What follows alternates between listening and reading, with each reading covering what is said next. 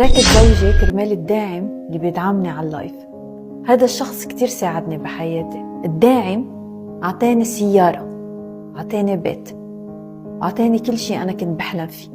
ما في ارجع لزوجي، ما بقدر أعيش العيش اللي كان معيشني إياها. ليش مستغربين؟ كله مقابل المال، من افخاذ زوجها الى افخاذ الداعم، وكل ما الداعم دفع اكثر بيتدلل اكثر. اذا الرجل رضيان مرته تطلع تترقص على التيك توك فما لازم يزعل الا لما نحكي على قرونه مشان الداعم ما يقطع عنه المصروف. واذا بدنا نحكي على الشرف والاخلاق فما ضل منه غير في الروايات والقصص، ونحن في زمن التيك توك، زمن الحريه الشخصيه والشهرة. يعني بنت بتشيل حجابها مقابل الدولار والمشاهدات، مرة بتطلع من جوزها مشان داعم يضل عم يدعمها ويصرف عليها. اغلب البنات على التيك توك صايرين مثل صينية الهريسة المكشوفة، مين ما دفع اكثر بحق له يدوق ويستمتع اكثر. هذا الواقع للاسف.